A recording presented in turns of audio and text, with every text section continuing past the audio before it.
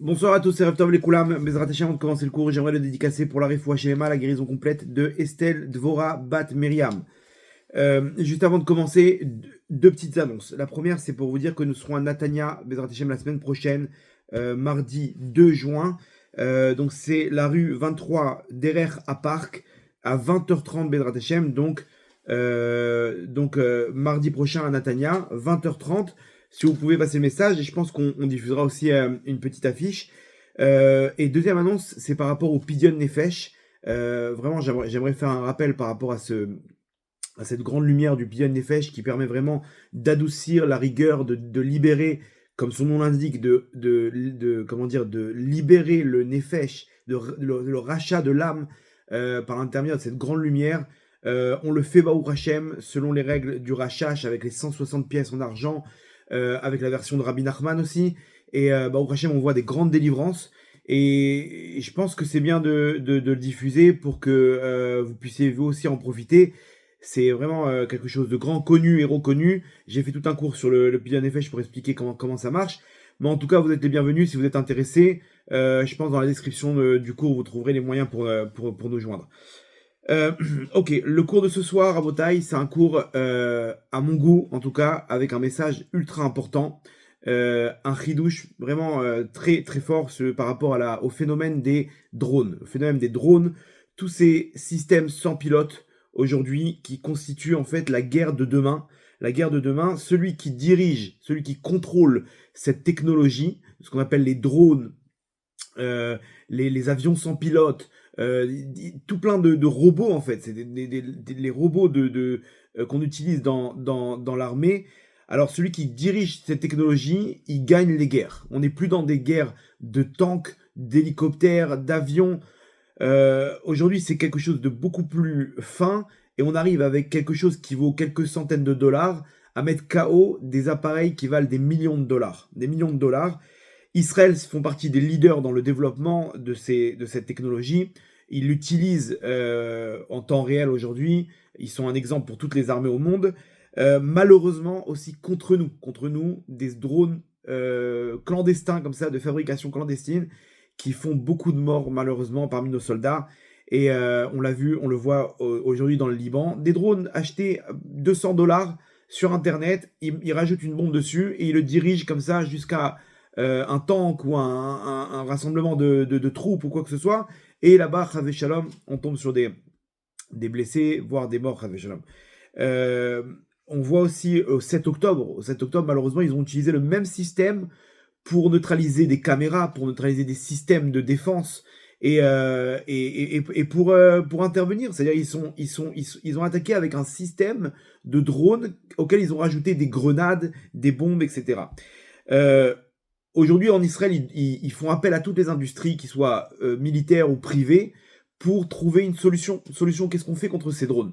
On peut intercepter des drones qui sont un peu plus importants, mais des petits drones comme ça, de fabrication clandestine, pour l'instant, il n'y a pas de solution miracle, et ils investissent plus de 2 milliards de shekels pour pouvoir trouver une solution. Ils font un appel d'offres, si les gens ils ont des idées, des solutions par rapport à tout ça. Et vous allez voir qu'aujourd'hui, on va essayer de comprendre le message. Tout tourne autour, toutes les guerres de demain, elles tournent autour de ça. Et il y a un message, Il faut savoir que nos sages nous disent, dans le Zohar, on nous dit que Malchuta de Ar'a ke Malchuta de Rakia.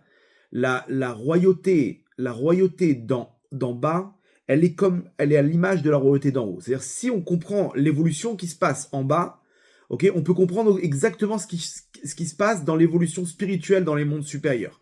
Comment le système il évolue aussi, parce qu'il y a un parallèle entre les mondes dans le monde dans lequel on se trouve et les mondes supérieurs. Je vous donne un exemple très rapide. À l'époque, pour faire... on voit le monde aujourd'hui, tout est très facile, tout est très rapide.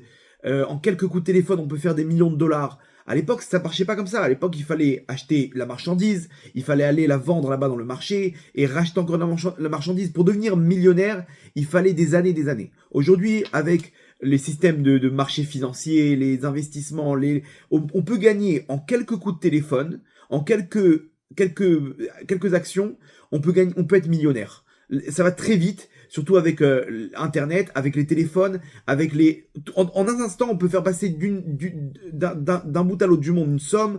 Le mec, du jour au lendemain, il reçoit un coup de téléphone, un héritage, c'est terminé, il devient millionnaire. À l'époque, jusqu'à que ça arrive jusqu'à lui, ça prend des mois et des mois, jusqu'à qu'on arrive à le joindre, le trouver. Il n'y avait pas tous ces moyens. Aujourd'hui, tout est rapide, tout est instantané. À l'époque, pour faire tchouva, c'était le même principe, c'était très dur. Il fallait faire le Harizal, il donne une série de jeûnes à faire, 84 jours de jeûne pour réparer la semence en vin, tout plein comment dire, de systèmes très compliqués pour faire tchouva, pour réparer notre neshama. Au fil du temps, le Ben Ishraï, il est venu, il a dit on peut racheter tout ça avec la tzedaka. Aujourd'hui, Rabbi Nachman, on voit, en allant à Ouman, on ramène ses étincelles avec un tikkun aklali, tout devient beaucoup plus facile. On peut réparer notre neshama beaucoup plus facilement. Parce que c'est comme ça que ça se passe dans les mondes d'en haut. Il y a un parallèle entre les deux mondes. Donc en bas aussi, on avance. Si maintenant on nous dit que la technologie de demain, c'est ces appareils, ces systèmes sans pilote qui sont téléguidés à distance, ces drones, c'est pas pour rien. C'est pas pour rien, dans le bien comme dans le mal aujourd'hui. C'est ça qui domine la guerre. C'est ça qui donne la victoire à l'un des deux camps. C'est celui qui domine cette technologie. Donc c'est pas pour rien. Il y a un message, ok. On va essayer de transformer tout ça sur le plan spirituel pour nous aussi pour avoir ces drones spirituels qui vont nous permettre de gagner la guerre dans les mondes supérieurs. Je vais vous demander quand même d'accrocher vos ceintures, ok, pour ce voyage. Même si c'est un voyage, je serai un pilote à distance cette fois-ci. Mais attachez quand même vos ceintures, et vous allez voir, c'est passionnant. Il y a un message surprenant, avec un chidouche assez fort, et j'espère qu'ensemble on pourra emporter ce message et cette lumière dans notre vie de tous les jours. Alors d'abord au niveau de l'histoire. Au niveau de l'histoire, dans ces 2 dernières années, ok, les numéros 1 en la matière, c'est les Ukrainiens. Les Ukrainiens, ils ont transformé, ils ont fait une révolution sur le champ de bataille moderne, avec donc le développement de ces systèmes sans pilote. Okay, ils ont investi là-dedans et ils ont eu raison. Okay, ils ont gagné le pari. Ils sont contre toutes les chances. Ils ont réussi à repousser une force de frappe russe immense. On parle de milliers de tanks. On parle des centaines de milliers de soldats russes qui ont conquis des territoires là-bas en Ukraine, des avions, des bombardiers, des hélicoptères, des transports de troupes. Avec une poignée de soldats ukrainiens qui n'ont pas d'avion, qui n'ont pas de tank, en tout cas au début ils ont tout perdu. Et qu'est-ce qu'on fait? Comment on répond à tout ça? Ils ont monté la première armée de robots de l'histoire. C'est-à-dire ils ont ce qu'on appelle là-bas une branche dans leur armée qui est l'armée des robots. L'armée des robots, alors on parle pas des robots comme on connaît dans les films, c'est légèrement différent. Mais en tout cas, on parle de systèmes qui sont complètement, qui ont une autonomie complète, qui sont téléguidés, et ils les ont mis en place dans les airs, dans la mer, sur terre, et ils ont réussi aujourd'hui à renverser la vapeur.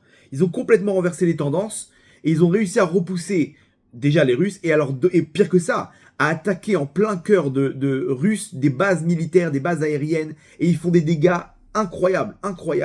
Et ils sont en train de mettre KO les Russes. Ils sont en train de mettre KO les Russes grâce à ces nouvelles technologies. Alors 3 raisons à cause desquelles ils ont dû créer cette armée ultra moderne de robots. D'abord le manque en hommes. Ils ont pas le même nombre d'hommes. C'est une guerre asymétrique ici. Ils n'ont pas la possibilité de se confronter à tout déjà au niveau du nombre de soldats. Deuxièmement, le manque d'armes lourdes, comme des tanks, comme des avions, comme de l'artillerie, comme des transports de troupes. Ils n'ont pas tout ça. Ils n'étaient pas prêts à une guerre aussi dure et aussi longue. Et la troisième raison qui les a poussés à opter pour ces technologies, c'est les restrictions des pays européens. Ils ont commencé à faire des blocus pour pas avoir de problème avec Poutine. Et Biden, il a commencé à réduire les bombes et les avions et les armements. Donc ils se sont retrouvés, on n'a pas le choix, on est dos au mur, on fait quoi maintenant? Donc ils ont créé leur propre industrie de drones et de systèmes téléguidés. Ok? Le problème c'est quoi? C'est ce qu'on appelle la guerre électronique. La guerre électronique, imaginez-vous, comment on arrive à lui envoyer un signal à ce système, à ce drone. Tout simplement par l'intermédiaire d'un satellite, ok, qui envoie le signal. Il envoie le signal directement dans tous les coins du monde, et on peut diriger n'importe quel appareil, l'amener d'un bout à l'autre du monde. Comment il reçoit le message? Moi, je lui envoie un message maintenant, je lui envoie un signal, un commandement. Comment il arrive à recevoir ce signal? Par intermédiaire de plusieurs moyens, dont les satellites, moyens satellitaires, où là-bas, tous les points du monde, ils sont comment dire, ils sont recouverts. Et le problème de ces appareils sans pilote, c'est ce qu'on appelle la guerre électronique. Si on arrive à capter avec un radar, oh, il y a un signal qui est parti, on peut intercepter le signal, on peut prendre le contrôle même de l'appareil. Il y a plein de techniques pour pouvoir contrer ces appareils. Aujourd'hui, ils sont arrivés à un autre système, de contourner cette guerre électronique par l'intermédiaire de fibres optiques. Fibre optique, c'est ce qu'on connaît, c'est la génération d'avant, c'est la technologie d'avant, c'est ce qu'on connaît, les télécommandes, que quand on était jeune, on jouait aux voitures téléguidées, il y a une antenne qui envoie un signal, c'est par fibre optique, ok, et c'est genre comme Internet, quoi. Et par cet intermédiaire, on peut directement diriger l'appareil. Le seul problème, c'est que ça va pas, ça couvre pas tous les coins du monde. Ça va entre 10 et 20 kilomètres, ok, et il faut qu'on soit dans la zone, donc on peut pas aller super loin. Ça, c'est le seul problème. Donc, il y a deux types de drones. Il y en a qui sont contrôlés à distance. Ils peuvent faire le tour du monde. Et il y en a qui sont contrôlés sur des petites distances. Mais ceux-là, jusqu'à aujourd'hui, il n'y a pas de solution. On ne peut pas les intercepter. On ne peut pas les intercepter parce qu'ils sont contrôlés. C'est presque du manuel, quoi. C'est en fibre optique. Et ça, aujourd'hui, c'est ceux qui font le plus de dégâts en Israël. Parce que on ne sait pas d'où ils sortent. Ils volent très bas. Donc, ils arrivent à contourner les radars. Et en plus, avec la guerre électronique, on peut pas les intercepter. On peut pas comprendre où ils sont. Parce que le signal, il est différent des autres. Le 1er juin 2025, il y a eu la plus grande opération de drones, ok, donc ukrainienne, sur des bases russes. Alors vous allez me dire comment ils ont fait. Ils peuvent pas aller jusqu'en Russie. Ils ont réussi à rentrer les drones de l'intérieur, c'est-à-dire ils sont entrés en clandestin, ils sont rentrés en Russie, ils ont monté les drones, et là-bas, ils ont attaqué des bases aériennes. Sur les bases aériennes, il y avait des appareils, il y avait des avions. Ils ont mis KO 41 avions de combat, dont 13 bombardiers. Imaginez-vous, des bombardiers, c'est des millions d'euros. Ils les ont mis KO. Ils ont réussi à les mettre KO. Imaginez-vous la surprise générale. Comment ils ont réduit 13 bombardiers. C'était le but, les bombardiers qui font le plus de dégâts dans les bombardements. Et ils ont réussi à les mettre KO. Dans la mer, pareil. 90% de la mer Noire, elle était contrôlée par la Russie. Elle était contrôlée par la Russie. Et ils arrivaient donc à combattre avec des navires de guerre. Ils arrivaient à bombarder aussi l'Ukraine. L'Ukraine, ils ont mis en place aussi des bateaux téléguidés remplis d'explosifs qui allaient en dessous de l'eau, mettre KO les navires de guerre russes. Et jusqu'à que le 15 décembre 2025, ils ont mis en place un sous-marin téléguidé rempli d'explosifs qui arrivait à faire exploser, écoutez bien, à faire exploser un sous-marin russe d'une valeur de 450 millions de dollars. Je ne sais pas si vous comprenez, un sous-marin, c'est ultra perfectionné. C'est des sous-marins qui sont nucléaires. C'est des technologies terribles. Ils ont mis KO, imaginez-vous, ils ont mis KO avec un appareil qui vaut quelques milliers de dollars. Ils ont mis KO un sous-marin d'une valeur de 450 millions de dollars. Aujourd'hui, dans la mer Noire, les Russes ne dominent plus que 25%. Imaginez-vous la révolution dans cette histoire. Le 14 avril, et ça c'est la cerise sur le gâteau, pour la première fois de l'histoire, les Ukrainiens ont réussi, par l'intermédiaire de robots, des appareils, des véhicules de combat, des drones téléguidés, de conquérir une position russe, qui était conquise depuis longtemps en Ukraine. Ils ont repris tout ça, imaginez-vous, avec une équipe de mecs dans des bunkers, avec des télécommandes, avec des ordinateurs. Ils ont pris le contrôle d'une position russe. Genre, sans un seul soldat ukrainien sur le terrain, imaginez-vous. On parle de mecs qui sont devant l'ordinateur. Le mec, il est avec un Big Mac là, et un gros Coca, et il est en train de contrôler, de contrôler une position russe ultra armée avec des tanks, avec des hélicoptères, avec de l'artillerie, des centaines de soldats. Ils sont arrivés avec des drones, ils ont commencé à bombarder, ils ont bien sûr avec des drones, des caméras, des systèmes de surveillance, des radars, et ils ont pris le contrôle avec des robots qui sont armés de mitraillettes, et ils passent de position en position, ils ont pris le contrôle ils ont réussi à reconquérir l'histoire. On parle de personnes qui sont à des dizaines, vingtaines de kilomètres dans un bunker. Imaginez-vous de quoi on parle, c'est révolutionnaire. En Israël, ça dépasse tout entendement. On se rend même pas compte parce que en Israël, ils ont la possibilité d'allier tout ça avec l'intelligence artificielle. Aujourd'hui, on parle d'une production de près de millions de drones par an qui vont être fabriqués en Israël. Et déjà dans cette guerre qu'on connaît depuis près de 3 ans, ils utilisent les drones, ok. On a vu tous l'image juste avant qu'ils ont réussi à éliminer Sinoir. On voit un drone qui est rentré dans le bâtiment. Et c'est un drone qui se balade, qui monte d'étage en étage, qui surveille. Imaginez-vous, il surveille. À l'époque, on avait besoin d'un chien pour voir s'il n'y avait pas une présence. Aujourd'hui, c'est un drone qui monte. Il est même pas limité par des obstacles, comme des escaliers, comme des débris. Non, il analyse la zone dans laquelle il se trouve, et par rapport à ça, il se déplace. C'est par intelligence artificielle, il comprend qu'est-ce qu'il doit faire. La guerre de demain, Rabotaï, on parle que dans une zone, avant de faire entrer les soldats, ils vont faire descendre des milliers de drones qu'ils ont par intelligence artificielle, ils sont reliés à un ordinateur à leur source, où ils ont le visage de tous les soldats israéliens. Okay, donc ils savent que ceux-là, il faut pas les toucher. Ils ont le visage de tous les terroristes. Ok, tous les soldats les terroristes qu'il faut abattre. Ok, et faire la différence entre un civil, entre un enfant, entre un terroriste, entre quelqu'un qui devient un terroriste. Maintenant, entre-temps, il y en a un qui a pris une arme. Ok, ils savent, ils comprennent. Cette arme-là, c'est-à-dire qu'il est en danger, etc. Il nous met en danger. Et ils vont descendre dans tout un quartier. Ils vont faire de maison en maison, de ruelle en ruelle. Et ils vont tout organiser et tout nettoyer avant que les soldats ils arrivent. Ils vont rentrer. Il y en a qui sont, ils sont armés de bombes, c'est-à-dire ils vont rentrer, ils vont même pas chercher à comprendre. Ils vont voir que là-bas il y a des terroristes, ils vont rentrer par une fenêtre, boum, l'étage il saute, ok.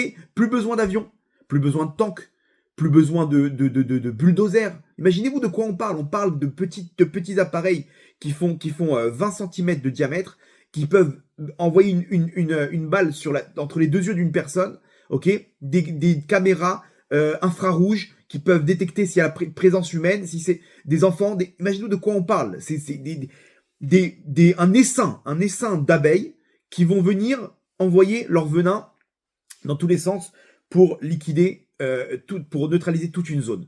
Ok, Israël, c'est parmi les leaders dans le domaine.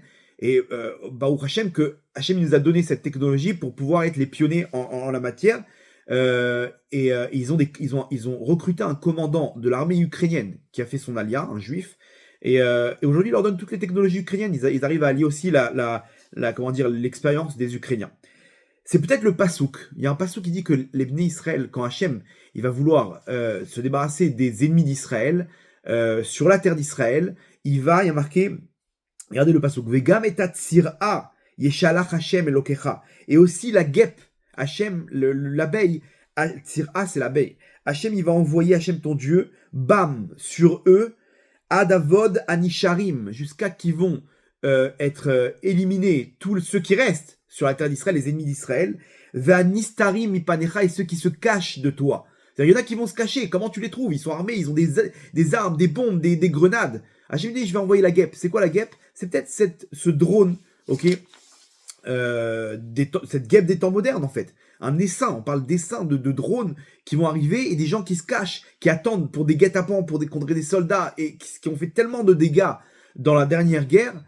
Peut-être qu'Hachem il nous envoie ça sous forme naturelle en fait, sous la forme sous les règles de la nature, ok. Mais c'est peut-être comment dire, peut-être qu'aujourd'hui on comprend le pasouk qui nous permet de voir ce qui se passe aujourd'hui dans les technologies des guerres. Ça, c'est l'histoire. Donc on comprend, vous avez vu comment on parle d'Ukrainiens qui n'ont aucune expérience, aucune technologie, qui ont réussi à faire une révolution sur le champ de bataille, sur le champ militaire moderne. Ok, donc vous comprenez que demain, des armées ultra modernes, ultra perfectionnées, avec une force de frappe ultra importante, ils peuvent ne valoir rien du tout. On parle comme la France, l'Angleterre, des porte-avions des États-Unis. S'ils n'ont pas cette technologie, aujourd'hui, ils vont rester dans l'ancienne génération. Ça, c'est les nouvelles technologies à Rabotaille. Et donc, vous comprenez que ça, c'est la guerre de demain. Si maintenant le principe, c'est que ceux qui dirigent, c'est les drones aujourd'hui, c'est les systèmes sans pilote, c'est ça qui domine. Et c'est ça qui, aujourd'hui, il n'y a pas de solution contre ça. Celui qui a cette technologie, celui qui a cette force, c'est lui qui sera gagnant. Donc comprenez que dans les mondes d'en haut, c'est exactement pareil. Il y a une force spirituelle qui est l'équivalent, qu'on va essayer aujourd'hui d'analyser et d'emporter avec nous. Alors maintenant, on va essayer de comprendre.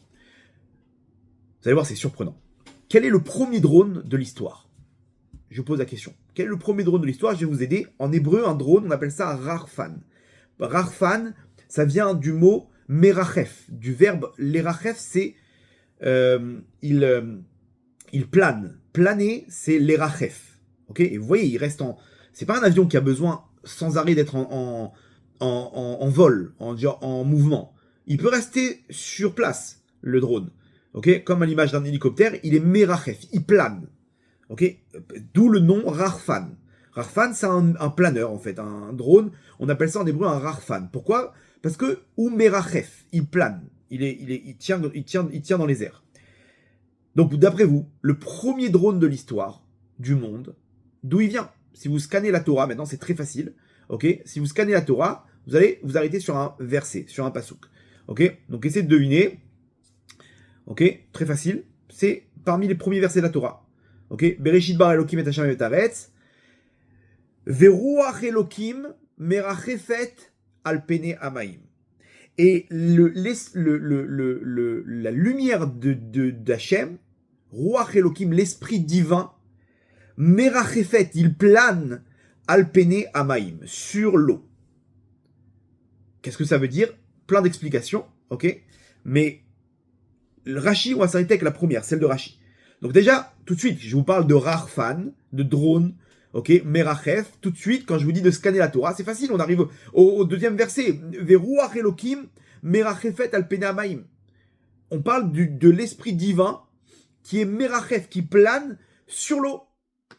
Ok? Merachef, on parle de quoi? C'est quoi le Ruach Elokim? Rashi, sur place, le commentateur de la Torah, il dit Kiseh HaKavod, c'est le trône céleste. Ruach Elokim, c'est quoi? C'est le trône céleste. Omed Ba'avir, il se tient dans les airs. Ou Merachef al pene amaim, et il se tient sur les eaux. Alors c'est des eaux spirituelles, ok, on va pas essayer de comprendre c'est quoi les eaux, etc. Mais en tout cas, on parle, Ruach Elokim Merachefet, on parle du trône céleste. Le trône céleste, il faut savoir, selon les règles de la Kabbale, il se trouve dans le Olam HaBriya. Le Olam HaBriya, il y a 4 mondes. Le Olam HaSiyah, c'est là où on se trouve actuellement. Au-dessus, le Olam HaYetzira, Olam HaBriya, Olam HaTzilut. Le trône céleste, là, quand on nous parle de trône céleste, on nous dit que là, il y a une influence à la création du monde, il y a une influence du monde de la Bria. D'ailleurs, la Torah commence par la lettre bête, Bereshit, pour nous dire que cette Torah, cette création du monde, elle tire sa source du Olam HaBriya. À la fin des temps, on va recevoir l'influence du Olam HaTzilut, ok, le monde qui est au-dessus. Et, comme Hachem dit, mais Iti Tetse Torah. De moi va sortir la Torah. Iti, c'est le Aleph. De l'Olam HaTzilut, Hachem va sortir une nouvelle Torah. Ce sera les mêmes Torah, mais avec une compréhension beaucoup plus profonde, beaucoup plus grande de ce qu'on connaît. C'est plus le mal et le bien. C'est plus deux entités, c'est que le bien. C'est que le bien, ok? Et on va en parler dans la suite du cours Bezrat Hachem. En tout cas, là, quand on nous parle de trône céleste, on nous parle automatiquement du monde de la Bria. La Torah, elle vient de là-bas. Okay, donc là, on nous dit en fait tout simplement que au début, au commencement, quand Dieu il a créé la terre, il faut comprendre que l'influence, elle vient de ce monde de la Bria, du trône céleste. Le trône céleste qui se trouve là-bas, dans le monde de la Bria. Et là, ça nous fait penser à un Midrash. Le Midrash nous explique, nous raconte l'histoire quand Moshe est monté dans les mondes supérieurs pour recevoir la Torah. Donc d'après vous, dans quel monde il est monté pour recevoir la Torah? Dans le monde de la Bria. Ok. Il est arrivé là-bas, et là, les anges se sont interposés. Alors, Hachem, il lui dit de monter. Il lui dit, viens, prends la Torah. Pendant 40 jours, il est monté. Là-bas, on nous ramène l'épisode. Un épisode incroyable. Moshe Rabbeinu, il monte. Les anges, ils lui disent, qu'est-ce que tu fais ici, toi? Un être de chair et de sang. Tu viens prendre la Torah? La Torah, c'est de la lumière. Quel rapport? Toi, c'est comme un paysan qui vient prendre maintenant la couronne du roi. Le mec, il est tout sale, il est tout boueux. Qu'est-ce que tu fais? Qu'est-ce que tu fais, là? Ils ne comprennent pas, les anges. Ils voulaient le brûler. Moshe Rabbeinu, il fait appel à Hachem. Hachem, tu me demandes de venir, mais c'est quoi ce barrage? Pourquoi on me laisse pas prendre la Torah? Et Hachem, il lui dit, attrape mon trône céleste et réponds-leur. Quel rapport d'attraper le trône céleste pour leur répondre? Vous allez comprendre par la suite. Là, Moshe Rabbeinu, il attrape le trône céleste et il leur dit, attendez, excusez-moi. Ok, vous me parlez maintenant de la lumière de la Torah. Vous parlez des versets de la Torah, c'est des lumières, les valeurs numériques, les premières lettres, les dernières lettres. Ok, chaque verset pour vous, c'est des lumières qu'on fait descendre, qu'on fait influencer, qu'on illumine le monde. Mais vous savez comment appliquer ces lumières? Ils ont dit, c'est-à-dire, est-ce que vous avez un père pour appliquer ce qui est écrit dans la Torah, Kaved et Avicha vet imecha, de respecter son père et sa mère? Est-ce que vous avez un estomac pour pouvoir manger, pour pouvoir faire la mitzvah de manger de la matzah le jour de Pessah? Est-ce que vous êtes dans le temps? Vous savez c'est quoi Pessah? Vous savez c'est quand que ça arrive? De quel temps à quel temps? Ils commencent à leur poser des questions techniques. Et eux, ils sont là, ils se regardent, ils disent, mais de quoi ils parlent? Ils disent, bah, sachez que moi, l'être de sang que je suis, de chair et de sang que je suis, c'est justement ça toute ma force. C'est justement ça qui m'apporte à illuminer le monde. Cette Torah, elle stagne. Elle reste sans aucune vie, sans aucune neshama, sans aucune âme, si jamais on l'applique pas. Mais vous êtes capable de l'appliquer, vous? Vous êtes capable de l'appliquer? Vous avez même pas de père et de mère. Vous avez même pas la possibilité de faire toutes ces mitzvot. Vous avez la possibilité de faire la Brit Mila, ce qui a écrit que le 8e jour on doit faire la Brit Mila. Et là, il leur a montré que, en fait, vous, ce que vous détenez en haut, toute la lumière que vous détenez en haut, elle ne sert à rien si en bas, il n'y a pas quelqu'un qui déclenche cette lumière par l'intermédiaire de l'application de la Torah et des mitzvot. Et là, ils sont restés choqués, ils ont compris, et ils lui ont dit, ok, alors nous, on veut participer à tout ça. Ils ont fait chacun un cadeau, ils ont donné chacun un cadeau pour participer eux aussi à cette Torah, que voilà, on va investir avec toi, on veut faire partie de toi, et d'un coup, Moshe Rabbeinu, il leur a montré que, au contraire, cet être de chair et de sang, un corps qui est une vache, qui veut manger, brouter et dormir, et ben en fait, à l'intérieur, l'étincelle qui l'anime, elle peut donner toute la valeur à cette lumière des mondes supérieurs. L'homme n'est ni plus ni moins qu'un carrefour de cette lumière. C'est moi qui vous permets de distribuer cette lumière dans le monde. Sans moi, votre lumière, elle sert à rien. Elle sert à rien. Elle reste stérile. Et là, les anges disent, on veut participer à cette lumière. On va investir avec toi. Comme toute personne qui a compris la valeur de la Torah, il va investir dans une yeshiva, dans du limud Torah, dans l'étude de la Torah, dans un kollel, dans une synagogue, un sefer Torah. Eux, pareil, ils ont dit, on va investir, on va avoir des mérites nous aussi dans toute cette lumière. Et ils lui ont donné un cadeau. Ils lui ont donné un cadeau jusqu'à que l'ange de la mort, le Satan lui-même, il a donné le cadeau Pituma Ketoret, l'encens, il lui a dit, sache que moi, tu peux annuler toutes mes forces avec le Pituma Ketoret. Entre parenthèses, tous les matins, on fait des cours sur la prière. Maintenant, on est des cours d'Halakha. Ok, on essaie de comprendre un peu une autre dimension, comment ça marche dans la Neshama, comment cette lumière, qu'est-ce qu'on fait avec les mitzvot, avec l'application des commandements, des mitzvot et de la Torah. Et aujourd'hui, justement, on a parlé du Pituma Ketoret avec toute cette histoire. Vraiment, je vous invite à rejoindre ces cours sur les groupes. Là, vous trouverez aussi, je pense, dans les descriptions de ce cours.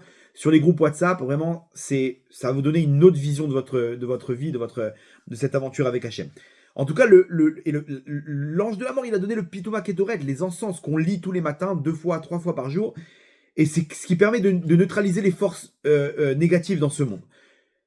En tout cas, Moshe, il revient avec un chidouche. Il leur a donné une nouveauté. Il leur a dit, sachez que tout ce que vous avez aujourd'hui, toute cette force que vous avez, elle peut prendre toute sa valeur que grâce à l'homme sur terre. L'application de la lumière sur terre. Très bien. Rappelez-vous l'histoire. Hachem, il lui dit, attrape mon trône céleste et réponds-leur. Pourquoi on a besoin d'attraper le trône céleste? Pourquoi ne pas leur répondre ces arguments sans attraper le trône céleste? Et la réponse, elle est très simple. C'est que la lumière, elle tire sa source du trône céleste. Et Moshe Rabbeinu, il a voulu leur montrer, regardez, j'attrape le trône céleste, ça veut dire que moi-même, en bas, là où je suis, avec mes faiblesses, avec mes inconvénients, avec mes défauts d'être humain, je peux atteindre le trône céleste grâce à l'application de mes mitzvot. C'est-à-dire que l'homme n'est ni plus ni moins, même s'il est dans les mondes inférieurs, c'est un animal sur deux jambes.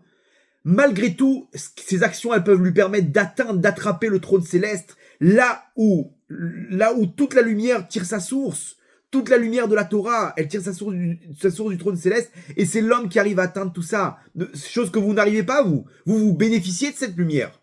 Vous êtes là en tant que passif, les anges, en train de recevoir cette lumière. Mais moi, j'arrive par mes actes à atteindre cette source du trône céleste. Et là, on va comprendre le parallèle avec les drones. Rappelez-vous, le trône céleste, on nous dit Merachefet al Pene Hamaim. Il est comme un drone, en fait. Il est en suspens dans les airs, il plane dans les airs. L'homme sur Terre, en fait, c'est ni plus ni moins que la télécommande. Sa neshama, elle est reliée directement au trône céleste. Il y a un faisceau de lumière qui rejoint, qui part de la neshama de l'homme et qui rejoint directement le trône céleste. Et de la même manière qu'un homme dans un bunker, il peut, par l'intermédiaire d'un drone, faire un maximum de dégâts. Il intervient à distance, dans n'importe quel point du globe. Il peut intervenir dans n'importe quel point du périmètre dans lequel il se trouve. Un homme de là où il se trouve, par l'intermédiaire de sa lumière, ses mitzvot, ses actes, et plus les actes sont durs, plus sa lumière, plus la lumière elle est grande. Il peut intervenir sur le drone mondial qui est le trône céleste. Et là, Hachem, il peut envoyer encore plus de lumière. Et les anges, ils peuvent servir de cette lumière pour combattre les anges du mal, pour faire avancer la Géoula, pour faire avancer le plan d'Hachem dans les mondes supérieurs et automatiquement dans les mondes inférieurs, dans ce monde-là. Regardez le parallèle, c'est pas incroyable? Comment Hachem il nous montre, regardez, c'est les drones qui marchent en bas pour montrer qu'en haut, c'est exactement pareil, c'est les drones qui marchent. Mais cette fois-ci, ces drones-là, ça peut être des anges qui sont contrôlés par un drone mère, ok, qui est le Kisei HaKavod, qui est le trône céleste. Toute la lumière d'Hachem qui découle, qui donne des ordres aux anges par l'intermédiaire de la Torah spirituelle, cette lumière de la Torah qui tire sa source dans le trône céleste. Et là, on peut intervenir avec un essaim de malachim, d'anges, grâce à nos mitzvot, grâce à nos bonnes pensées, grâce à nos tfilot, nos teilim, comment dire, notre sniout, une femme qui s'habille de sa noile, des anges autour d'elle qui l'entourent, notre filine, le Shabbat, c'est 24 heures de lumière, l'étude de la Torah, imaginez-vous encore plus, quelqu'un qui étudie la Torah, il est directement gravé dans le trône céleste, sa lumière, elle est directement inscrite là-bas, parce qu'il est en train de s'occuper de la Torah, et toute la lumière, elle descend de la Torah, c'est elle qui alimente le monde. Donc regardez le message incroyable pour dire là où il faut investir. C'est cette Torah qui est en fait la télécommande. Combien de gens aujourd'hui n'ont pas de télécommande? Ils n'utilisent pas leur télécommande. Ils sont là en train de chercher comment recevoir comment gagner de la parnassa. Mais t'as pas compris que ta parnassa elle est dirigée par Hachem. Si jamais tu changes tes actes, t'envoies un signal dans les mondes supérieurs qui va te donner tout ce qui va t'ouvrir les portes en haut. T'envoies des drones, t'envoies des millions d'anges qui vont marcher devant toi. Kimalachav yetzavelach lishmocha baderer. Hachem, il leur donne à tous ces anges-là d'avancer devant toi sur le chemin, qui te protègent, qui te gardent, qui t'entourent. Sans compter toute la shgacha pratique d'Hachem, comment dire, Hachem qui t'accompagne, qui est au-dessus de toi, la shrina Akdosha qui marche devant toi. Imaginez-vous les mitzvot, chaque mitzvah, chaque mot de Torah, de prière, de Teilim, elle est ni plus ni moins un drone. Elle envoie un signal dans les mondes d'en haut parce qu'on est relié directement à ce trône céleste qui est Merachefet, qui est tel un drone. C'est la même image, Rabotai. Imaginez-vous le lien incroyable, le message pour nous, par l'intermédiaire de ce qu'Hachem il nous montre ici-bas. Le problème, c'est quoi? Le problème, c'est que, comme je vous ai dit, ce signal, il peut être intercepté. Il y a ce qu'on appelle cette guerre électronique Et ça arrive malheureusement quand on faute. Il y a des fautes, surtout les fautes qu'on appelle karet. Regardez comment c'est fort. Karet, ça veut dire retranchement de l'âme. Karet, en hébreu, c'est aussi koret. Koret, c'est la Brit Mila, on fait la koret à Bérit. On coupe. On coupe. Quand quelqu'un il est koret, lo alenu, quelqu'un qui doit se faire amputer d'un membre, on appelle ça une krita. On est koret. L'amputation, c'est... Imaginez-vous quelqu'un qui faute dans ce qu'on appelle ces interdits de retranchement de l'âme, riouvé karet, il est retranché de l'âme. Pourquoi? Parce qu'en fait, il coupe ce faisceau de lumière qui le relie jusqu'à Hachem par l'intermédiaire du trône céleste. Il a coupé cette source. Il a été intercepté par une force du mal, ok, qui a bloqué qui l'a piraté. Toutes les mauvaises pensées à Botaï, toutes les envies de faire du mal. Il y a quelqu'un qui prend le contrôle là. Qu'est-ce qui se passe? T'as été piraté, frérot. T'as été piraté, Matsadika. D'un coup, t'as envie ça y est, de tout envoyer balader. D'où ça vient tout ça? Normalement, t'es relié directement à la lumière. D'un coup, tu crois plus en rien du tout. D'un coup, t'envoies tout balader. Tu t'es fait pirater là. Pourquoi tu t'es fait pirater? Regarde tes Riyuvé Karet. Riyuvé Karet, regardez sur la liste de tous les Riyuvé Karet sur votre intelligence artificielle. Ok? Mais imaginez-vous, je vous donne 2-3 exemples. Nida, un homme et une femme, la femme n'a pas été au mikvé, elle s'est pas trempée après sa période de menstruation. Riyuv Karet, tous les deux, Riyuv Karet. Combien de couples? Ah, on n'a pas les forces d'attendre, Vodara, mais ton âme, elle est retranchée du âme Israël. T'es découpé de tout ça. Manger à Kippour, manger à Pessah, tout ce qui est... il y a des carrettes des Rabanan aussi, de Goya, tout ce qui est... Alors, il y en a qui aussi, qui sont pas des carrettes, mais qui ont le même effet. Semence en vin, on enlève une partie de notre Neshama, c'est-à-dire, t'as enlevé le moteur, je sais pas, je reçois plus les signaux, là. Bah, tu peux plus envoyer de signal, parce que t'as plus le moteur, t'as enlevé une partie de ta Neshama, de ton âme avec cette semence. Dans cette semence-là, il y a la vie, il y a la vie spirituelle. Qu'est-ce qu'on a encore? Tout ce qui est Avodazara, tout ce qui est faire parler avec les morts, ceux qui font les Ouija, les trucs, tout ça c'est Riyuvé Karet, Rabotai. Tout ce qui est adultère, une femme qui trompe son mari, tout ça c'est des Riyuvé Karet, Rabotai. Et on est correct, carrément. Shabbat c'est Riyuv Karet. Shabbat c'est très facile, malheureusement. Combien de gens ils disent moi j'ai... De temps en temps, je craque le Shabbat. De temps en temps, je coupe ma Neshama. Je prends une hache, boum, il y a plus de signal. Attends, mais c'est dommage, t'avais une antenne là. Ton antenne, pourquoi tu la casses? J'avais besoin de regarder un petit peu mon téléphone. Mais pourquoi tu tiens le coup? Donc après toute la semaine, le signal, il est en l'air. Il a coupé, imaginez-vous, toute la source spirituelle de vitalité. Il peut plus diriger, il peut plus agir dans les mondes d'en haut. Il n'y a plus de drone. Il est où le drone? Il s'est fait pirater.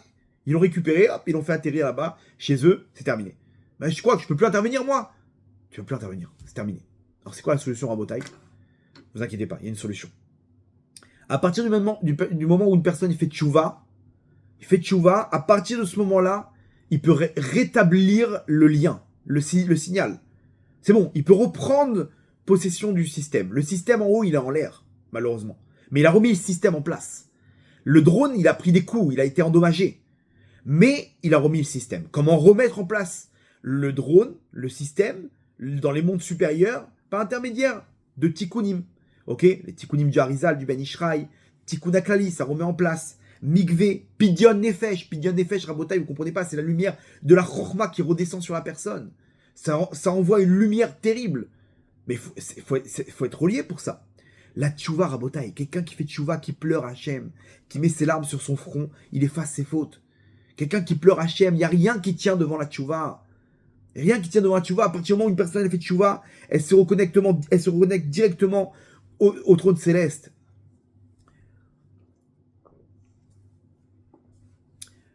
Dans l'histoire des rois d'Israël, il y avait un roi qui s'appelait Hiskiaou Améler. Arrière-petit-fils de David Améler, le roi Hiskiaou. C'était un roi d'une pureté d'esprit, d'une pureté, d'une gdusha, d'une sainteté incroyable.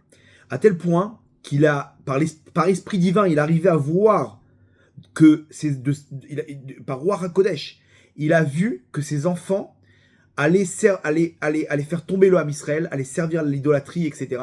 Il a décidé de ne pas se marier. Je vous passe les détails. Comment dire, le prophète il lui a dit, alors tu n'as rien à faire dans ce monde-là, tu as perdu ce monde-là et le monde futur. Il a prié, Hachem lui a rajouté 15 ans de sa vie, et il s'est marié avec la fille du prophète Yeshayahu, ce même prophète qui est venu lui faire la remontrance, et il a amené 2 enfants. Un qui est parti au début, quand il était jeune, et le deuxième, Ménaché, qui a pris la suite. Un roi avec un rachat comme le Ham Israël n'a jamais connu. Une force dans l'idolâtrie. Il a mis en place il a mis en place des idoles dans le temple. Il a fait fauter tout le Ham Israël. Il était d'une cruauté que même les pays aux alentours, ils ont monté une armée pour le faire tomber. Ils se sont dit, on peut pas rester avec un mec comme ça à côté de nous, avec un roi aussi cruel. Ils ont vu de quoi il s'agissait. Ils se sont dit, il faut l'abattre. Et ils sont montés en guerre contre eux. Ils ont réussi à le prendre en captivité. Et ils voulaient le mettre à mort.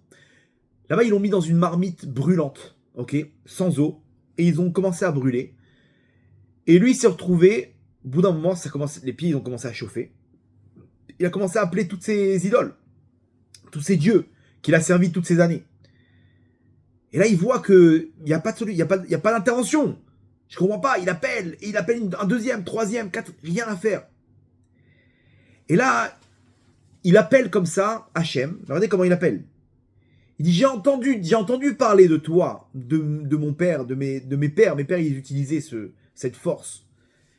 Il appelle Hachem. Il dit, regarde Hachem, si tu me sauves pas maintenant, je dirais que t'es comme toutes ces idoles. Imaginez-vous comment il intervient. La prière, donc la demande, elle monte jusqu'à Hachem. Et là, les anges, ils voient cette demande. Ils disent, mais pas du tout. Ils bloquent, ils filtrent tout de suite la demande. Et Hachem, il vient, il leur dit, excusez-moi, mon fils Ménaché, il a envoyé une prière. Où est-ce qu'elle est, cette prière? Elle n'est toujours pas arrivée à moi. Les anges ont dit, Akadosh Baruch Hu, mais on ne peut pas monter une prière comme ça, regarde comment il parle. Hachem, il leur a dit, vous avez raison. Il a marqué, Chata Chatira Mitachat Kiseh Kavod. Il a creusé une partie en dessous du trône céleste pour aller chercher lui-même la prière de Ménaché, du roi Ménaché. Et Hachem, il a accepté la prière et il a libéré. D'un coup, il y a une bûche là-bas, poum, qui est tombé, le chaudron, il s'est retourné, il y a eu des étincelles partout, tous les soldats autour, ils ont été aveuglés, et lui, il s'est retrouvé hors de danger, il a pu les semer et partir. Comme ça, il a sauvé Ménaché, le roi Ménaché, et il a fait tchouva, et il a changé, c'est devenu un roi tzaddik, qui a changé tout le Ham Israël, d'une extrémité à l'autre. De la manière qu'il a fait tomber le Ham Israël, il a tout changé. C'est lui, dans les mondes supérieurs, qui tient le monde des Baalei Tchouva, de ceux qui ont fait Tchouva. C'est lui là, le chef là-bas du monde des Baalei Tchouva. Les anges, ils sont venus devant Akadosh Baruch Hu, ils ont dit, mais Ribono Shel Olam, maître du monde, explique-nous pourquoi tu acceptes une telle prière. Hachem, il leur a dit, c'est très simple. Parce qu'un jour, peut-être, un de mes enfants, il va croire. Il va vouloir faire tchouva, il va croire que je n'accepte pas toute la tchouva. C'est-à-dire, il y a des limites. Regarde Ménaché Améler, regarde le roi Ménaché. Ben voilà, tu vois, il a fait tchouva, et là, même si c'était inconscient, c'est-à-dire que c'était indirect, c'est une tchouva indirecte, genre bon, voilà, si ça marche, peut-être que je vais penser à toi, Hachem. Il a dit de la mauvaise manière. Tu vois qu'il y a des limites. Donc, peut-être un jour, un de mes enfants, il va dire, attends, tu sais ce que j'ai fait moi? J'ai fait les 400 coups, laisse tomber. Il va pas faire tchouva à cause de ça. Alors je suis obligé d'accepter cette tchouva à Ménaché. Parce que c'est comme ça, c'est la règle, j'accepte. Hachem, il écoute toutes les tfilotes. Il n'y a rien qui tient devant la tchouva, même si elle n'est pas sincère, même si elle est indirecte. Et là, vous avez raison, c'est vrai qu'il y a des règles. Il y a des règles dans les mondes d'en haut. Tu vois, il y a des mérites. Ils ne méritent pas. Très bien. Alors j'utilise cette carte du trône céleste. Hachem, il a creusé en dessous le trône céleste pour aller le chercher. C'est-à-dire quoi? Le trône céleste, Rabotai, c'est cette source qui relie chaque âme dans le monde. Donc si un jour on n'arrive pas à atteindre Hachem, alors cette tchouva, comment on peut recevoir ce signal? Par le trône céleste. C'est par là-bas qu'Hachem il a réussi à rétablir le signal. Pour nous dire que il n'y a rien qui tient devant la tchouva. N'importe quel d'entre nous, il peut remettre ce signal, ce système. Il peut atteindre le trône céleste. Lui aussi, il peut attraper le trône céleste comme Moshe Rabbeinu l'a fait à l'époque pour recevoir la Torah. Lui aussi, il a une part dans ces mondes supérieurs. Lui aussi, il peut atteindre Hachem par l'intermédiaire du trône céleste. Chacun d'entre nous, il est relié. C'est un signal, c'est vrai. On peut se faire pirater à cause des fautes. Mais en un instant, on peut rétablir le signal. En un instant, on peut redevenir un acteur dans ce monde malgré toutes nos fautes, malgré s'être égaré dans ce monde, dans cette galoute rabotaille. Il n'y a rien qui tient dans la Teshuvah. Regardez le message qu'Hachem nous transmet à travers ces drones, à travers le trône céleste, à travers Ruach Elohim, Merachefet al Pene Hamaim. Là-bas, tout le Ham Israël, tout le monde, il est relié. Et chacun d'entre nous, s'il ferme ses yeux, il fait une prière sincère, il fait une tchouva sincère, il peut rétablir le lien. C'est incroyable, c'est incroyable. C'est vrai, on ne mérite pas. On a des avérotes, on a des chiyuv karet, retranchement de l'âme. Mais t'inquiète pas, il y a un espoir. En yehush baolam, faut jamais désespérer, n'importe qui, s'il lève les yeux vers le ciel, il y a Hachem, moi aussi je vais atteindre le trône céleste. Là, on peut contourner tous les filtres, on peut contourner tous les pirates, tous les guerres électroniques, tous les radars, et rétablir le lien, et redevenir un acteur, retrouver maintenant la télécommande, mon Maneshama, je peux diriger maintenant là-bas des anges qui vont venir m'aider, Hachem qui va venir m'accompagner, passé, présent, futur, il est là avec moi, il m'accompagne, il me dirige, il me protège. Ça, c'est la force de la tchouva, Rabotai. Ça, c'est la force de la tchouva. Ça, c'est la première partie du cours, Rabotai, et là, on va rentrer en profondeur. Ou peut-être on va prendre un peu plus d'attitude. Non, en fait, on va descendre d'attitude. On avait parlé d'une deuxième catégorie de drones, qui sont ceux à fibre optique. Ceux-là, il n'y a aucune solution. Les autres, il y a ce qu'on appelle la guerre électronique. On peut arriver à les capter avec des radars, avec les signaux. Là, on nous dit, là, il n'y a aucune solution. On parle de fibre optique. C'est dirigé avec une télécommande entre 10 et 20 km. Et qu'est-ce qu'on fait? C'est plus une question de signal. C'est un truc qui est dans une autre catégorie de système. Comment on fait, Rabotai? Comment on fait comment on comprend tout ça par rapport à nous? Comment on amène le message par rapport à nous? Ces drones à fibre optique, ils sont imbattables. On ne peut pas les intercepter. Donc cette force-là, elle est encore plus forte que les autres drones. C'est-à-dire, la première partie du cours, on a parlé d'un type de drone. Là, on va entrer dans un autre type de drone, un autre type de message encore plus fort que le premier. Alors, accrochez-vous. Le Harizal, dans l'Ikouté Torah, il ramène là-bas que Merachefet, ça fait référence au système de Rafar. Rafar. Alors, Rarfan, regardez comme c'est fort. Rarfan, dedans, il y a Rafar Nun. Rarfan, donc le drone, ce mot qui revient sans arrêt, où il n'y a pas de solution, c'est les lettres de Rafar Nun. Alors, c'est quoi Rafar? Je vous fais une petite introduction kabbalistique. Rafar, c'est le nombre, la valeur numérique de 288, okay? C'est l'unité de calcul des étincelles. Le nombre d'étincelles, il est au nombre de 288. Okay? Global, les étincelles globales, 288. Chaque étincelle, elle se sous-divise en 288 étincelles. Et chaque sous-étincelle, elle se sous-divise en 288. C'est en fait l'unité de calcul des étincelles, c'est au nombre de 288. D'accord? 288, c'est l'unité d'étincelles. Quand on nous dit Rafar dans la Torah, on comprend qu'on parle des étincelles. Alors c'est quoi le système des étincelles? Les étincelles, c'est des lumières qui sont descendues dans les mondes inférieurs, qui ont donné la naissance au mal, et le but, c'est de les varer. Les varer, c'est de trier ces étincelles, qui sont des lumières du Tov, du bon, parmi le mal, et de les élever à leur source supérieure. Ok? Donc, Rafar Nitzotzot, Rafar Nitzotzin dans la Torah, c'est pour nous dire qu'on nous parle de la totalité des étincelles qui vont faire la réparation totale du monde, ok, ou du monde individuel dans lequel on se trouve. Là-bas, il y a 288 étincelles, et, je sais pas, le mec, il se trouve à Sarcelles. Là-bas, il va réunir ces 288 étincelles, ok, alors sous-divisées par des milliers, des millions d'autres étincelles. Par rapport à tous les actes qu'il va faire, il va réunir encore des étincelles, et là-bas, il réunit les étincelles, la force du mal, elle tombe, ok, il la ramène dans les mondes supérieurs, il ramène ça dans les mondes supérieurs, il récupère une partie de la lumière dans sa neshama, et il peut passer à l'étape suivante. Et encore des birourim. Ce qu'on appelle des birourim, encore des étincelles. En Égypte, c'est ce qui s'est passé. On est parti avant le temps. Pourquoi? Parce que là-bas, Hachem, comment les étincelles qui restent, comment on fait? Vous inquiétez pas, quand Hachem il est descendu, tel un aimant, il a récupéré les étincelles qui restaient et on est sorti. Donc, comme ça, dans on récupère les étincelles et remarquez bien, juste après, le monde matériel dans lequel on se trouve, il tombe. L'Égypte antique, c'est terminé. La Grèce antique, c'est terminé. Rome antique, terminé. Le Babel, Perse, les Juifs, ils étaient là-bas, ils ont fini le travail, c'est terminé. Vous pouvez voir ça aussi au niveau contemporain. Les Juifs sont partis de Russie, l'URSS allait tomber. Les Juifs, ils étaient en Espagne, ils ont été, avec les Inquisitions, ils ont été émigrés, et hop, l'Espagne, qui était puissance mondiale, l'Espagne, le Portugal, c'est terminé. Après, ils sont partis d'Italie, après, ils sont sortis d'Italie, c'est terminé. Aujourd'hui, ils partent de la France, regardez l'état de la France au fur et à mesure. La première puissance mondiale, c'est qui? C'est les États-Unis. Pourquoi? Parce que c'est là où il y a le plus grand nombre de Juifs, en dehors d'Israël. Ok, Israël, regardez la force du shekel par rapport aux euros et aux dollars. Attends, mais comment c'est possible? Pourquoi les gens ils investissent? Les gens ils ont confiance. Ils voient l'économie israélienne pendant la guerre, pendant 3 ans de guerre. Ils voient les technologies israéliennes, ils voient la médecine, ils voient tout ça.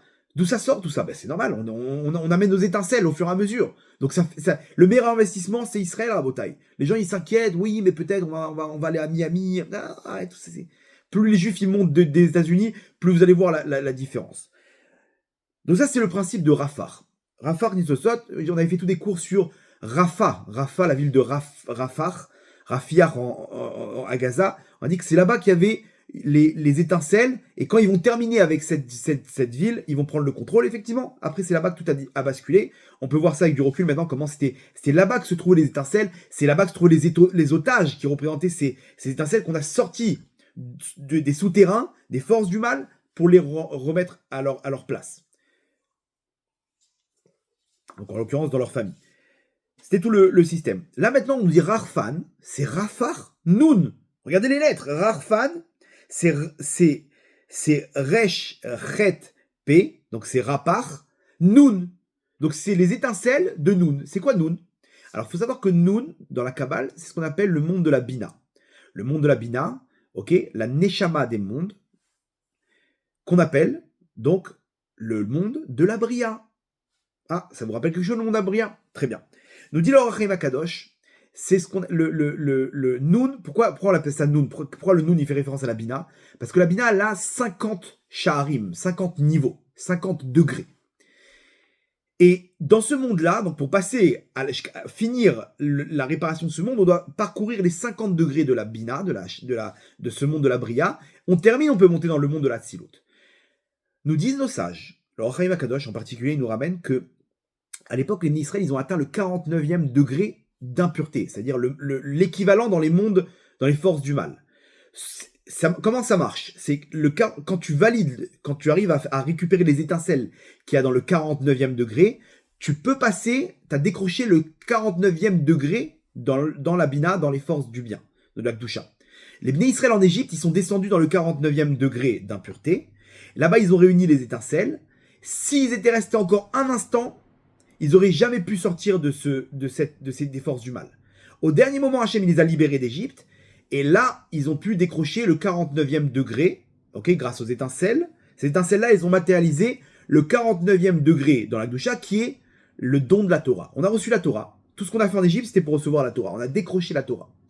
Et là, nous dit le Rachem Akadosh, cette dernière galoute, on est descendu dans le 50e degré d'impureté. Attends, tu m'as dit, mais excuse-moi, tu m'as dit que encore un instant, on n'aurait pas pu, on serait resté là-bas, on serait descendu dans le 50e degré d'impureté, on n'aurait pas pu sortir. Pourquoi maintenant on est rentré?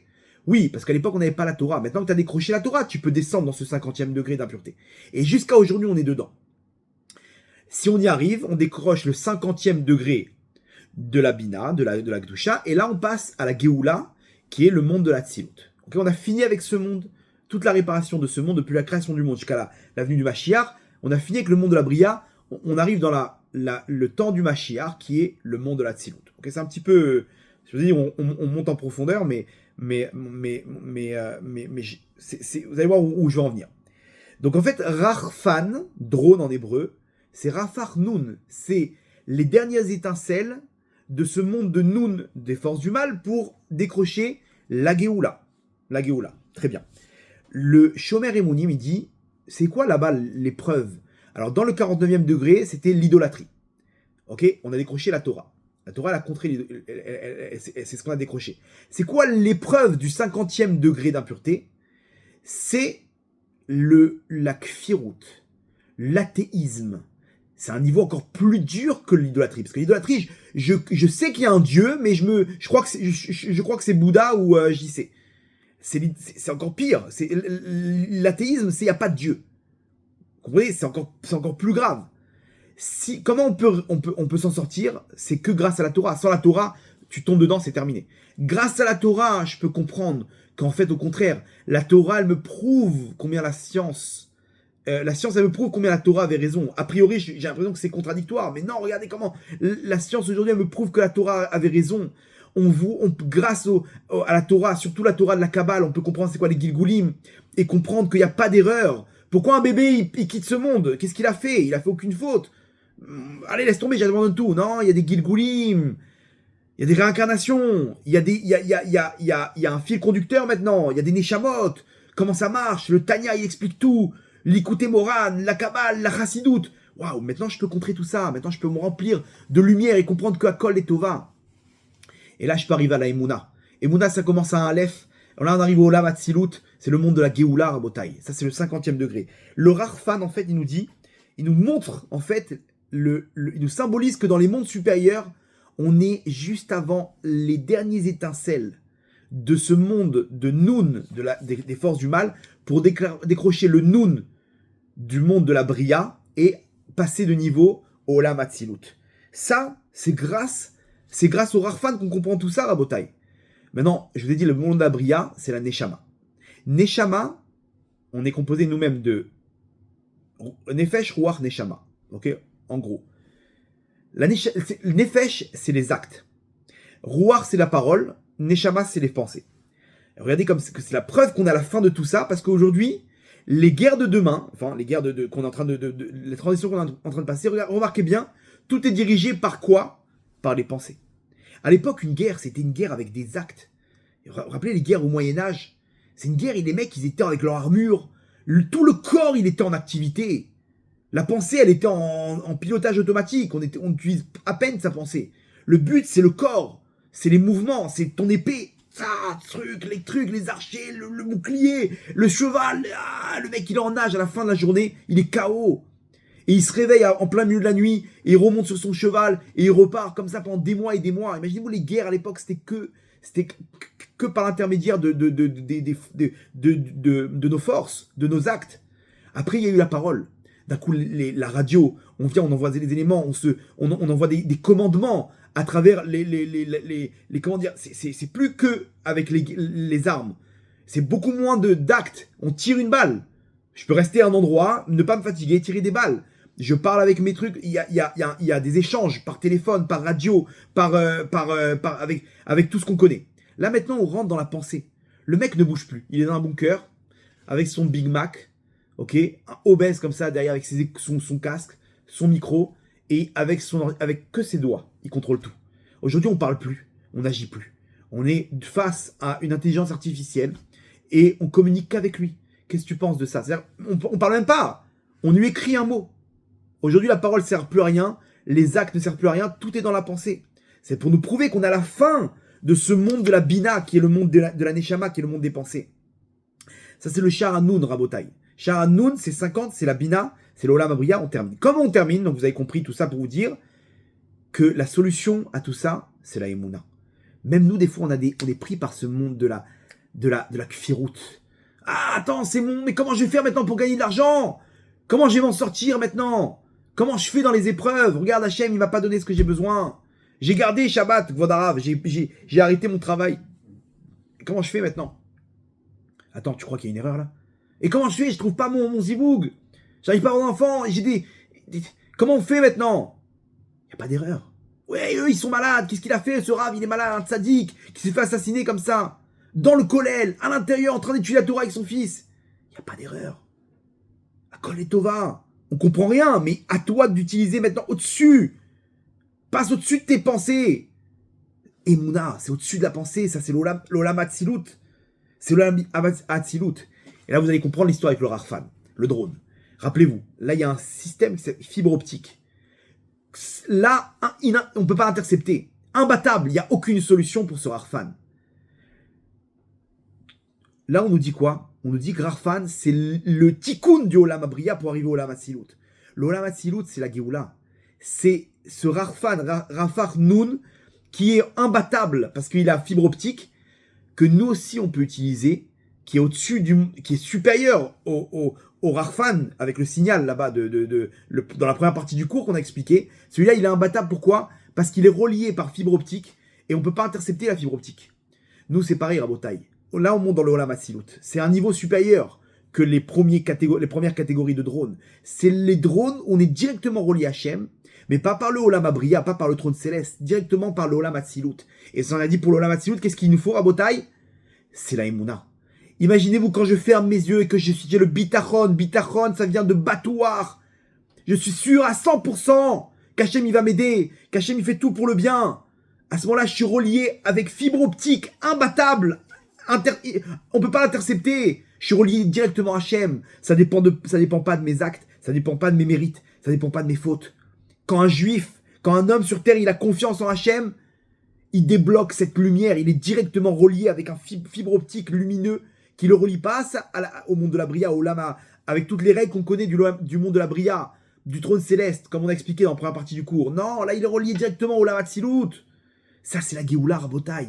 La Géoula, c'est donner toute une dimension à ta Torah, à tes actes, avec la Emouna. Si maintenant, tu as toute une Torah, mais que tu n'as pas d'Emouna, à quoi ça sert? C'est vide. C'est comme un gouffre, l'Eloneshama, c'est comme un corps sans vitalité. Tu fais tout ça pourquoi? Pour toi, pour ta parnassa, comme un robot.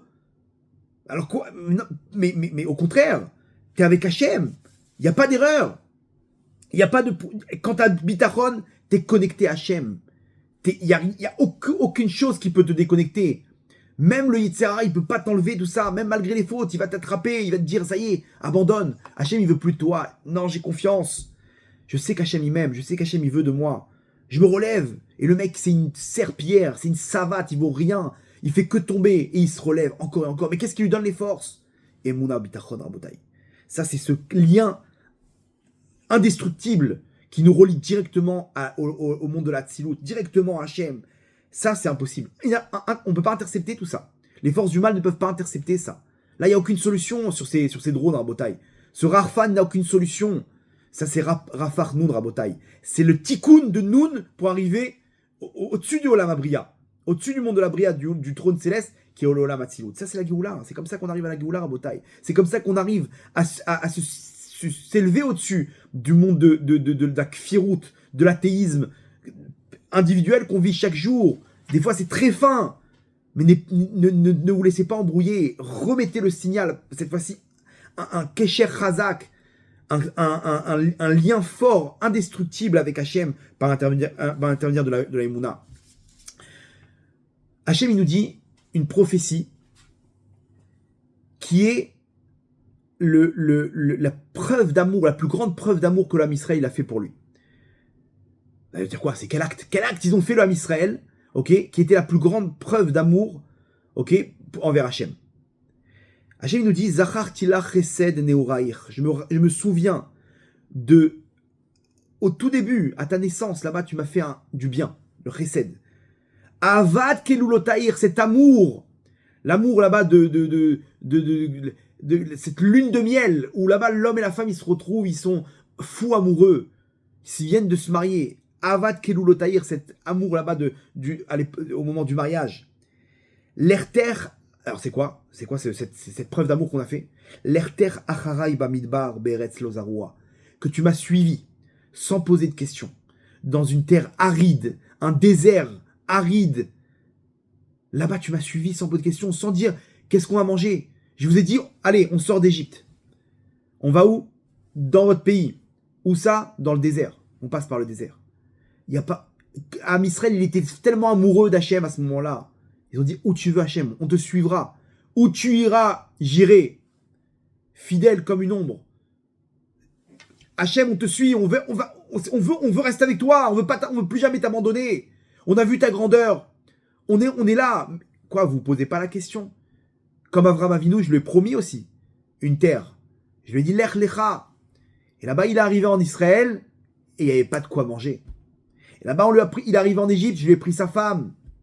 Je l'ai testé. Vous posez pas de questions, vous? Je vous propose maintenant la terre de vos ancêtres. Peut-être que vous allez arriver dans le désert et peut-être qu'il n'y aura rien à manger. Non, Hachem, on ne pose pas la question. On a confiance en toi. On a une confiance pleine en toi, Hachem. Le Khatam Sofer, il dit comment ils ont eu cette confiance? Justement, elle venait de Avraham Avinu. Toutes les épreuves qu'Avraham Avinu, il a grâce à sa bitachon, il a rentré tout ça dans son ADN. Et donc les Bnei Israël, c'était naturel pour eux. Hachem, on est là pour te suivre. Qu'est-ce qu'on a d'autre à faire dans ce monde? Qu'est-ce qu'on a d'autre à faire dans ce monde à part te suivre? C'est toute l'éternité, c'est toi, toute la lumière, toute la vitalité de ce monde. Tout ce que tu nous donnes, c'est la moindre des choses, on ne pose pas de questions. Et là, ils ont décroché Rabotai Laman, à manger à volonté. Le rocher de Myriam, le béar de Myriam, le puits de Myriam, l'eau à volonté, les colonnes de nuée ardentes qui les suivaient, qui les protégeaient dans le désert. Hachem les a protégés, Hachem les a accompagnés, Hachem les a pris dans ses bras. Rabotai, cet ADN, nous aussi, on l'a reçu d'Avraham Avinu, on l'a reçu de nos ancêtres. Avraham Avinu, lorsqu'il s'est tué, il a changé son ADN. Il n'a pas dit un mot. Il a changé son ADN. Hachem nous dit ça, sachez, le bitachon, quand vous me faites confiance, quand vous faites de moi un roi, vous me laissez les pleins pouvoirs, alors il n'y a pas plus grand. David Ameller, grâce au bitachon, il a atteint le 4e pilier du trône céleste. Il s'inscrit dans le trône céleste même. Il ne dépend plus du trône céleste. Il est lui-même le trône céleste. Il s'élève jusqu'à Hachem, Rabotai. Vous comprenez? Ça, c'est ce qu'Hachem nous demande. Il nous dit, mais votre Torah, vos mitzvot, c'est super, mais il faut amener tout ça vers moi. Il faut que ça soit inscrit dans un programme. Zahar Tilach Chesed, ça je me souviendrai toujours. L'album de photos, quand Hachem il veut ouvrir l'album de photos, il regarde la sortie d'Égypte, comment on l'a suivi sans poser de questions. Comment ils n'ont pas eu peur à Botaï? C'est dans notre ADN. Le Khatam Sofer, il dit c'est Avraham Avinu qui leur a rentré tout ça dans l'ADN. Donc c'est à l'intérieur de nous à Botaï. Il n'y a pas besoin de livre pour ça. De faire confiance, de fermer les yeux et dire Hachem, Enod Milevado, je te suis, je te fais confiance. Ça c'est le Chidouche à Botaï. On est là en train de chercher, mais comment on va faire? Qu'est-ce qu'on peut faire? Comment on va amener de l'argent maintenant? Comment on va trouver? C'est à l'image, Rabotai, nos sages, ils nous donnent l'image de quelqu'un qui veut déplacer un tonneau rempli de vin. Il ne sait pas comment le déplacer, il est au-dessus d'une montagne, il dit mais comment je vais prendre ça sur mes épaules, je dois descendre la pente. Il y a quelqu'un d'un peu plus malin qui regarde, il dit mais ça va pas ou quoi? T'as juste à le coucher par terre, tu pousses, et il va rouler gentiment, et il va arriver en bas. Il y a des gens aujourd'hui qui sont en train de porter le tonneau et en train de descendre, et ils font 2 mètres par 2 mètres. Mais qu'est-ce que tu fais de sadique? Cette vie, tout est dirigé depuis Rosh Hashanah. T'as juste à mettre à pousser un petit peu pour ta parnassa. Il faut faire une ishtadlout, il faut faire un acte. Mais pourquoi tu te prends la tête? Pourquoi t'interviens pas dans la Torah elle-même? Pourquoi t'interviens pas de façon à changer ta vision des choses? T'es en train de porter maintenant. Pose tout ça, pose ton poids. Ashler Yafra el Hashem, envoie ton poids à Hashem. Et là, Hashem, il va faire rouler tout seul. Ça roule tout seul. Ce monde-là, il roule tout seul. La Gemara dans Megillah, elle dit, tous les jours, il y a une voix céleste qui se prononce et qui dit, cet argent-là, elle va arriver à tel homme. Cette maison-là, à telle personne. Cette somme à tel homme. On fait rien. Tout ce qu'on fait, c'est juste pour mettre en application le plan d'Hachem. Il faut faire des actes pour faire en sorte de faire descendre ce qu'Hachem a déjà décrété à Rosh Hashanah et chaque jour de notre vie. Mais pourquoi se prendre la tête à porter le tonneau? Par contre, si tu te mets dans la Torah, les mitzvot, si tu te mets dans la Emouna, tu comprends tout ça, t'as peur de rien. À ce moment-là, tu rétablis le lien avec Hachem. Et là, tu peux contrôler des drones qui sont imbattables. Ça dépend plus de tes actes, ça dépend plus de tes actions, de tes avérotes, de tes mérites. La Emouna Bitachon, elle donne une autre dimension à toutes tes mitzvot. Et là, c'est plus la même parnassa, c'est plus la même bracha. Tu reçois la manne, toi aussi, des temps modernes. Tu reçois le béar de Myriam, des temps modernes.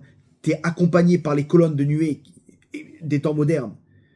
Tu as des anges qui t'accompagnent. T'as des drones qui t'accompagnent, qui t'ouvrent le passage en haut. T'as cette technologie spirituelle qui est imbattable. Ça, c'est la Emouna au Bitachon, Rabotai. C'est entre nos mains. La télécommande, elle est entre nos mains. C'est notre Neshama, Rabotai. À nous de lui donner toute cette force, de rétablir le signal, de remettre les choses en place. Hachem dirige ce monde. On a juste à se connecter à lui. Il faut juste se renforcer. C'est comme ça que ça marche, Rabotai. Il n'y a plus besoin de pilote. Pas besoin de monter en haut, d'être un ange. De là où on est, Rabotai, on peut diriger sans pilote. Sans pilote. Mais on sait que ce pilote-là, c'est Hachem. C'est lui qui envoie toute la force. C'est le trône céleste. C'est le monde de la Tzilut. C'est la Géoula qui arrive prochainement. Hachem, il nous montre comment ça marche en bas pour comprendre comment ça marche en haut. Donc le système maintenant, en bas, on sait que c'est imbattable. On sait que c'est la technologie de demain. C'est les guerres de demain. C'est les guerres des temps modernes. Alors venez, nous aussi, on investit là-dedans. Mais quoi, dans des drones, dans des trucs? Non, prends tes photos si tu veux avec tes drones. Mais je parle des drones spirituels. Des drones spirituels, on a compris comment ça marche maintenant. Il y a plusieurs types de drones, à nous de prendre le contrôle grâce à notre télécommande. Notre télécommande, c'est notre Neshama, par l'intermédiaire de notre Torah, Nimizvot, et par l'intermédiaire de notre Emouna au Bitachon. C'est comme ça qu'on relie le signal, un signal imbattable qui va nous permettre d'avancer et de continuer à faire d'Hachem un roi sur terre. Mais Hachem, on va terminer avec une petite histoire si vous voulez bien. Vous allez voir comment elle matérialise tout ce cours. Le Rav Mordechai Eliyahu, Alav Shalom, le Rishon LeZion, le grand rabbin d'Israël, il y a 2 générations à peu près, plus que ça même. En tout cas, il était connu pour être donc non seulement un des grands d'Israël, mais il avait une force dans la prière, il avait une force dans la Emouna, doté de Ruach HaKodesh, un tzaddik que le Ham Israël a connu ces dernières générations et qui a changé vraiment le Ham Israël. Et un jour, il a pris avec sa femme un vol pour les États-Unis par rapport à ce qu'il devait faire là-bas. Et sa femme, elle se tourne vers lui. Elle le voit qu'au début, au moment du vol, il ferme les yeux très fort et elle voit qu'il est concentré. Elle essaie de le parler et il répond pas. Bon, elle se dit bon, elle connaît son mari. Elle l'entend parler dans ses rêves. Elle sait qu'il dirige les tribunaux célestes en haut avec le tribunal céleste en haut avec d'autres tzadikim. C'est lui qui fait la pluie et le beau temps, tzadik qu'Akadosh Baruch Hu il a choisi pour diriger l'Am Israël. Il est connecté avec les mondes en haut. Là, il comprend, il y a un mauvais décret. Mais elle se doute pas que ce mauvais décret, ce problème-là, il est dans l'avion dans lequel il se trouve maintenant. Et effectivement, en plein vol, au-dessus de l'océan Atlantique, fuite d'essence du réservoir, les pilotes, ils voient l'aiguille d'essence arriver presque à zéro. Ils sont dans le rouge. Et non, mais là, on n'est même pas à la moitié du chemin. Comment on va arriver jusqu'à New York? Ils devaient arriver à New York. Comment on va arriver là-bas? Ils savent pas quoi faire. Et ils savent que le Rav, ils appellent la tour de contrôle, tout le monde est au courant. Catastrophe, qu'est-ce qu'on fait? État d'urgence. Bon, ok, il y a l'état d'urgence, peut-être atterrir dans l'eau, mais c'est une catastrophe. Ils sont paniqués, ils savent pas quoi faire. On parle de 2 pilotes, ok, 2 anciens pilotes d'avions de chasse, des gens qui ont grandi dans des kibbutz en Israël, loin de la Torah et les mitzvot. Ils savent qu'il y a un rabbin à l'intérieur, le grand rabbin d'Israël. Ils savent qu'il est là. Ils disent bon on va tenter le coup. Et les pilotes, ils arrivent vers le Rav Mordechai Eliyahu et ils voient la rabbinite, sa femme. Ils comprennent qu'il est en train de dormir. Il dit mais on peut réveiller le Rav, il y a un problème. Elle leur dit écoutez, c'est peut-être le Rav, il est pas en train de dormir. Je dis tout de suite, il est pas en train de dormir. Il est concentré pour annuler un mauvais décret dans les mondes d'en haut. D'accord? Je le connais, c'est pas pour rien. Là, il est concentré, il est en train d'intervenir par ses prières, par ses actes. Mais on voit même, il est même pas en train de prier. Il a juste les yeux fermés, les yeux froncés comme ça pour se concentrer. Et alors, dites-lui, c'est quoi le problème? Il y a plus d'essence. On va s'écraser. S'il n'y a pas une solution tout de suite, on va s'écraser. On peut pas atterrir. Elle est prise de panique. Elle dit mais elle essaie de le prévenir. Elle voit que il est concentré. Il a compris et il lui fait comprendre. C'est bon. C'est entre de bonnes mains. Bon, elle regarde les pilotes. Elle leur dit écoutez, je connais mon mari. N'ayez pas peur. C'est entre ses mains maintenant. Là, il a pris le contrôle de l'avion. Bon, ok. Alors on vous tient au courant. Là, on est dans le rouge. L'aiguille elle est dans le rouge. On a encore quelques minutes. Bon, très bien. 1 heure passe, 2 heures, 3 heures. L'aiguille, elle reste au même niveau. Les pilotes viennent voir la Ramani, disent écoutez, on ne sait pas ce que votre mari est en train de faire, mais l'aiguille, elle reste sur le rouge, elle ne bouge plus. C'est bon, il a compris, mon mari il est en train de tenir, vous inquiétez pas. Ils retournent et ils arrivent au niveau de New York. Ils voient New York dire à la terre, c'est bon, on peut planer maintenant, on peut tenir. Et d'un coup, le Rav, il ouvre les yeux, il dit ça y est, c'est bon. Là, l'aiguille, elle tombe, ok, il n'y a plus d'essence. Et ils arrivent à atterrir en catastrophe, bien sûr en planant, en jonglant avec leur expérience. Et ils ont réussi à atterrir, il y avait des ambulances, des pompiers, des trucs. Tout le monde était prêt à intervenir. Ils ont réussi à atterrir, plus une goutte d'essence. Le Rav, avec un grand sourire, il se lève et il dit c'est bon, on peut y aller. Sa famille dit mais qu'est-ce qui s'est passé? Oh, laisse tomber. Et là, avant de partir, les pilotes, ils le retiennent, ils disent voilà Rav, on sait que c'est vous qui avez tenu l'avion, on est témoins que vous avez tenu l'avion toute cette route. Merci, vous avez sauvé la vie, vous avez sauvé la vie de tous ces passagers. Qu'est-ce qu'on peut faire? Qu'est-ce qu'on peut faire pour vous? Le Rav, il leur a dit, vous savez quoi? C'était Elal, c'était la compagnie Elal. Il dit, je vais vous écrire une tfila que tous les pilotes devront lire avant de prendre le vol. Et jusqu'à aujourd'hui, Rabotai, tous les pilotes d'Elal, pratiquants, non pratiquants, ce que vous voulez, ils connaissent cette histoire qui a fait le tour du monde. Et ils lisent cette prière avant de prendre le vol. Petite prière que le Rav Mordechai il a recomposée. Ça, c'est la petite histoire à Botaï, mais c'est la même histoire pour ce monde-là. On est dans un monde en galoute, on ne sait pas où on mène, la guerre de Gog Magog, la 3e guerre mondiale. Il n'y a plus d'essence dans ce monde, il n'y a plus d'essence, ce monde il est vide. Les pilotes, ils servent plus à rien, à quoi bon? Alors qu'est-ce qu'il faut faire quand il n'y a plus d'essence? Il faut planer. Planer, c'est quoi? Rarfan, les rachef, c'est planer. Il faut planer, il faut se mettre en mode Rarfan. Il faut passer au mode Rarfan, mais le Rarfan, les drones spirituels. Utiliser nos pensées comme le Rav il a fait. Il a utilisé ni plus ni moins que sa pensée. D'après vous, qu'est-ce qu'il a utilisé? Bitachon Bachem. Il était là concentré avec des pensées positives. Hachem, tu es bon. Tu vas pas tuer tous ces passagers. Tu vas pas faire écraser cet avion. Il utilisait le bitachon sans arrêt pour faire tenir l'avion. Il était concentré avec ses pensées positives pour remettre la lumière spirituelle dans l'avion et le faire tenir. Et là, même si là, il n'y a plus besoin de pilote, il n'y a plus besoin d'essence. On est au-dessus de la nature à Botaï. Parce que tu es relié directement avec Hachem. Tu es relié avec le pilote de ce monde. Et c'est comme ça, Rabotaï, qu'on peut amener le monde vers la Géoula. Avec nos pensées, avec notre bitachon, avec nos mérites, avec notre Torah, on se concentre et là, on rétablit le lien. On revient vers Hachem. Et c'est ce qui se passe à la fin des temps. Veshavta ad Hashem Elokecha, tu reviendras jusqu'à Hachem, ton Dieu. On le fait avec notre concentration, avec notre émouna, de ne pas perdre, de ne pas rentrer de désespoir, de ne pas rentrer de mauvaises pensées. Ah, peut-être qu'Hachem m'a abandonné. Chut, tais-toi, arrête, t'es en train de te déconnecter d'Hachem.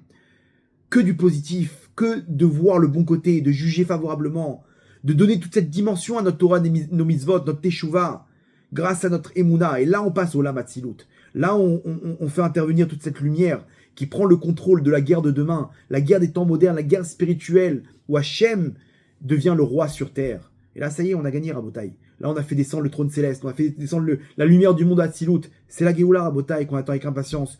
Berachamim Gdolim, Baruch Adonai Leolam. Amen ve Amen.